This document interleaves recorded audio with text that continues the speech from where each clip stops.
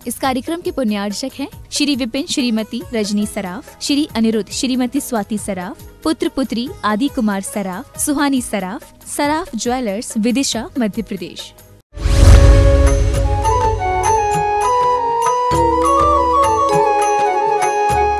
अब प्रकरण में द्वितीय उत्कृष्ट लिंग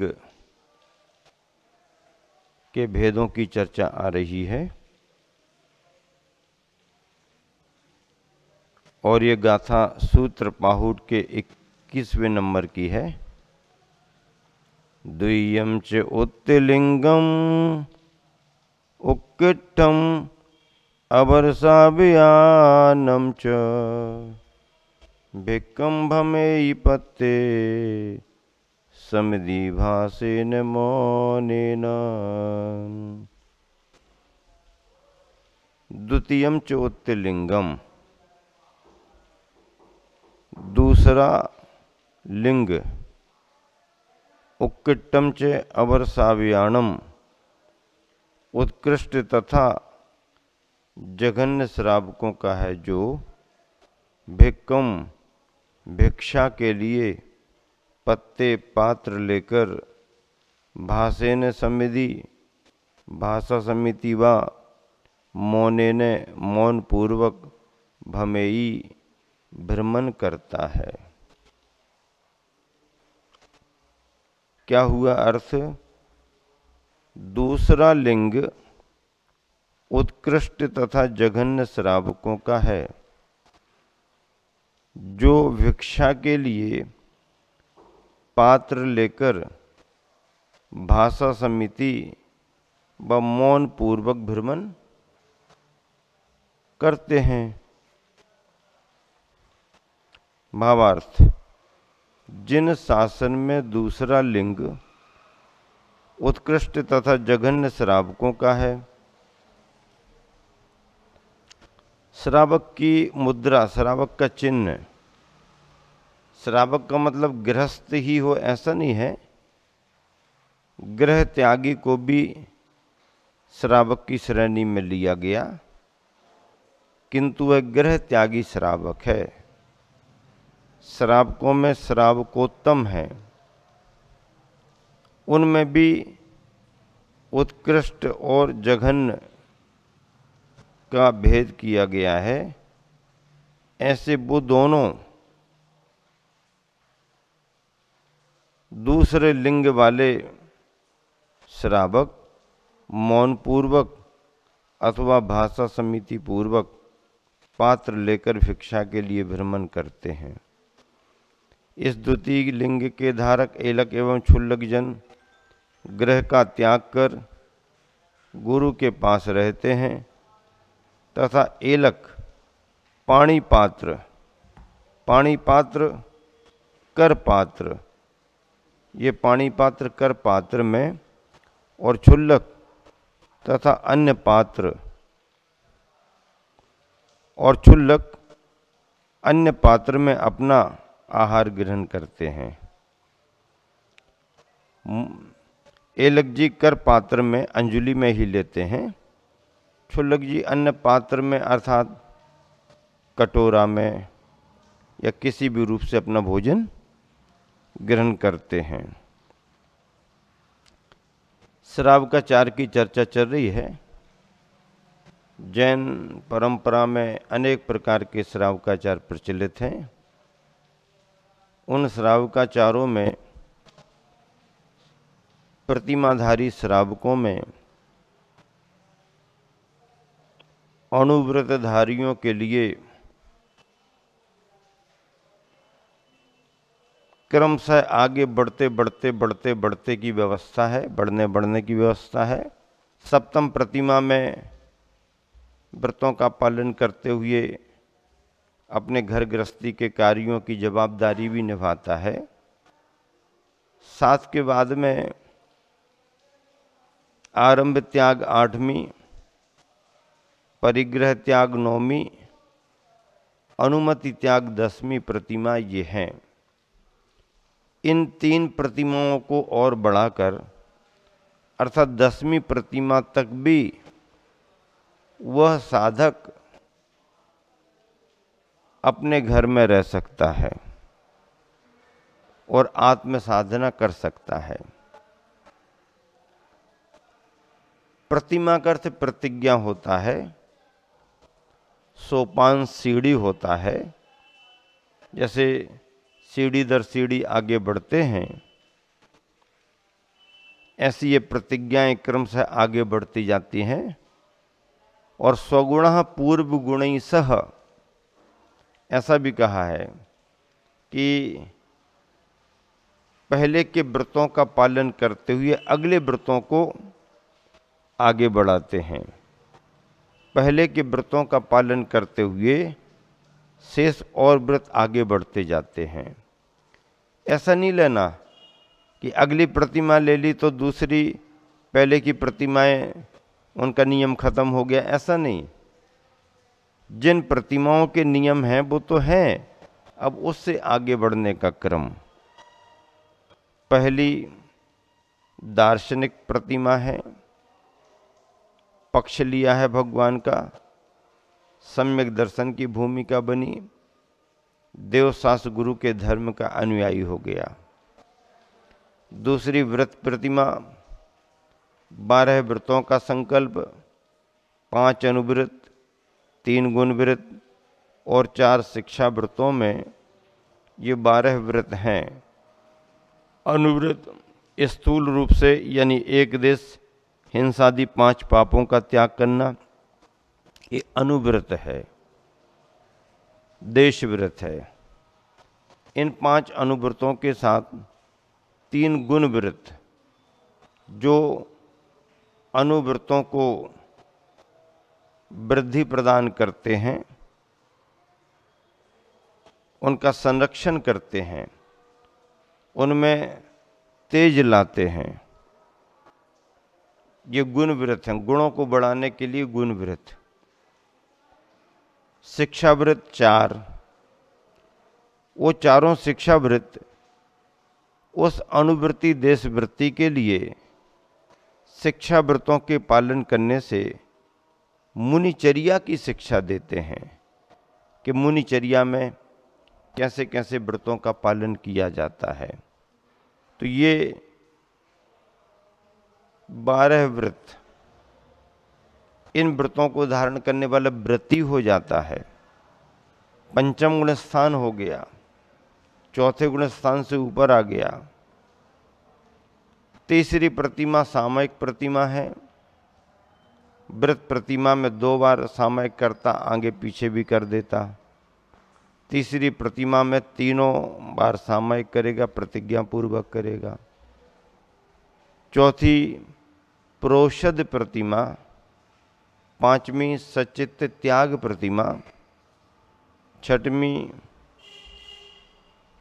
रात्रि भुक्ति त्याग और दिवा ब्रह्मचर्य प्रतिमा, 7वीं ब्रह्मचर्य प्रतिमा, आजीवन अखंड ब्रह्मचर्य, 8वीं आरंभ त्याग।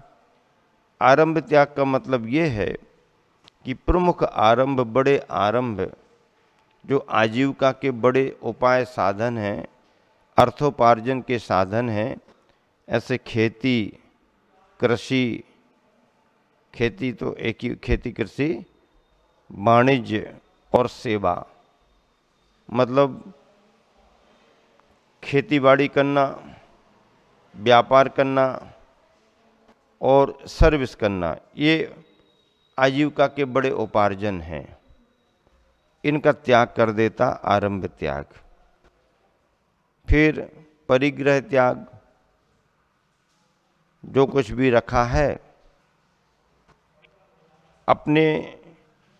अपनी आवश्यकता के लिए ही रखेगा और शेष का त्याग कर देगा।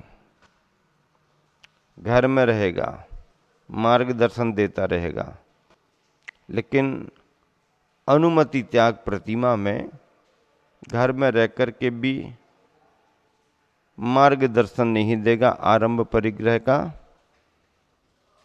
ऐसा अनुमति त्यागी घर में रह कर के भजन और भोजन अपना कर सकता है। फिर 11वीं प्रतिमा उद्दिष्ट त्याग आती है। उद्दिष्ट त्याग का मतलब है एक ही जगह रह करके सुनिश्चित रूप से भोजन को स्वीकार नहीं करना, अर्थात भोजन का क्रम परिवर्तित होते रहना, अभिप्राय पूर्वक अपने लिए ही सुनिश्चित करके वह व्यवस्था नहीं होना, ऐसा उद्दिष्ट त्याग ये 11वीं प्रतिमा है। उद्दिष्ट त्याग प्रतिमा से ग्रह त्याग हो जाता है और फिर वह साधक गुरु के सानिध्य में अपनी साधना करता है। ऐसी 11 प्रतिमा में क्षुल्लक और एलक की व्यवस्था है, जिसे जिन शासन में मुद्रा कहा है। ऐलक केसलुंच करते हैं, अपनी अंजुलि से ही भोजन करते हैं। क्षुल्लक जी केसलुंच कर भी सकते, नहीं भी करते हैं। कटोरे में भोजन अथवा थाली में भोजन कर लेते हैं। ये क्षुल्लक एलक की व्यवस्था है। एलक जी क्षुल्लक जी दोनों बैठ कर के ही भोजन करते हैं। एलक जी के पास केवल एक लंगोट रहता है और क्षुल्लक जी लंगोट के साथ एक दुपट्टा भी अपने पास रखते, खंड वस्त्र रखते हैं। खंड वस्त्र का अर्थ है कि सिर ढक जाए तो पैर न ढकें और पैर ढक जाएं तो सिर न ढके, अर्थात कोई पैर फैला करके यदि सो गया तो सिर ढका तो पैर निकले रहेंगे और पैर ढक गए तो थोड़ा सिर का भाग बचा रहेगा। पूर्ण रूप से खंड वस्त्र माना गया है। ऐसे क्षुल्लक एलक। ऐलक जी मयूर पंख की पिच्छी रखते हैं। क्षुल्लक जी भी मयूर पंख की पिच्छी अभी तक तो रखते आ रहे थे, देखने में भी आ रहा था और दीक्षा के क्रम में गुरुओं के द्वारा मयूर पंख की पिच्छिका दी भी जाती थी। लेकिन गुरुवर आचार्य श्री का अपना अध्ययन, उनका अपना विचार और समसामयिक परिस्थितियों के चलते गुरुवर ने शास्त्रीय आधार से सैद्धांतिक विवेचना करते हुए अभी जो क्षुल्लक दीक्षाएं दी हैं 11 प्रतिमा के व्रत दे करके नए नए नौजवान नए नए युवाओं के लिए, पढ़े लिखे अच्छे साधक युवाओं को, तो उस क्षुल्लक दीक्षा में आचार्य श्री ने मयूर पंख की पिच्छी नहीं दी, मृदु वस्त्र का विधान किया। जिज्ञासुओं ने पूछा कि आचार्य श्री ये व्यवस्था क्या है, तो आचार्य श्री ने शास्त्र का आधार दिया और उन्होंने प्रश्न किया कि किसी भी श्रावकाचार में ये लिखा हुआ बताओ कि क्षुल्लक के व्रतों में मयूर पंख की पिच्छिका दी जाती है। विद्वानों के पास कोई उत्तर नहीं, क्योंकि किसी भी ग्रंथ में ऐसा नहीं लिखा कि क्षुल्लकों के लिए मयूर पंख की पिच्छिका दी जाए। मृदु वस्त्र, मृदु उपकरण जीव दया जीव रक्षा के लिए विधान में आया है और जिस के लिए गुरुवर आचार्य श्री ने अभी दीक्षा के समय कथन किया और आज वर्तमान में वह क्षुल्लक जी कमंडल और मृदु वस्त्र लेकर के अपनी दिनचर्या करते हैं। लंगोट और दुपट्टा तो उनके पास है ही। लंगोट एलक जी पहनते हैं, तो इस शब्द का भी अर्थ लोग या विद्वान निकालते हैं। अब आज की भाषा में लंगोट कहते हैं, पर ऐसा कहते हैं विद्वान या युक्ति पूर्वक ये अर्थ भी निकलता है कि वो लंगोट की जगह लिंगोट है, लिंगोट, मतलब केवल लिंग के लिए ओट करने का उतना वस्त्र, केवल यही विधान लिंग ओट से लंगोट के रूप में आया हुआ है। और वह मुनि बनने की पूर्ण पात्रताओं के साथ अगर कहीं कोई वैकल्पिक स्थिति है तो लंगोट का प्रावधान लेकर के एलक जी साधना करते हैं। ये एक व्यवस्था है। क्षुल्लक जियों की इस व्यवस्था में गुरुवर आचार्य ने अभी कुंडलपुर में महामहोत्सव में, बड़े बाबा के महामहोत्सव में क्षुल्लक दीक्षाएं दी। उसमें भी मृदु वस्त्र का ही विधान किया। अंतरिक्ष पार्श्वनाथ सिरपुर महाराष्ट्र में भी क्षुल्लक दीक्षाएं दी, उसमें भी मृदु वस्त्र का विधान किया। वृद्ध साधकों के लिए भी क्षुल्लक दीक्षाएं दी, आश्रम में रह कर के वो साधना करते, उनको भी ये विधान किया गया। ऐसे क्षुल्लक और एलक अपनी चर्या करने में भाषा समिति व मौन पूर्वक, मौन रहना ही सबसे अच्छा। क्वचित कदाचित कोई परिस्थिति हो तो किंचित शब्दों का प्रयोग भाषा समिति के रूप में स्वीकार किया है। पद्यानुवाद देखिए, गुरुवर आचार्य ने कितना अच्छा किया। जो भोजनार्थ भ्रमते मन मौन पालें, किंबा सुबाक समिति पर पात्र धारें, सिद्धांत में कथित वो ग्रह त्यागियों का, दूजा सुलिंग परमोत्तम श्रावकों का। ये दूसरे लिंग के रूप में आचार्य कुंद स्वामी ने व्यवस्था दी है। सूत्र पाहुड़ ये गाथा है अष्टपाहुड़ में से, जिसमें द्वियम च उत्तलिंगम उक्किट्टम अवर्षावियाणम च भिक्कम भमेई पत्ते समिति भाषेन मौनेन। समिति भाषा, भाषा समिति अथवा मौनेन मौन से, भिक्कम भमेई पत्ते भिक्षा के लिए भ्रमण करता है, अर्थात अपने आवास से, निवास से निकल कर के श्रावकों के गृहों की ओर जाता है, और जहाँ उसके योग्य शुद्ध आहार उपलब्ध हो सकता है, होता है, वहाँ से वह आहार ग्रहण करता है। यह इस गाथा का अर्थ है।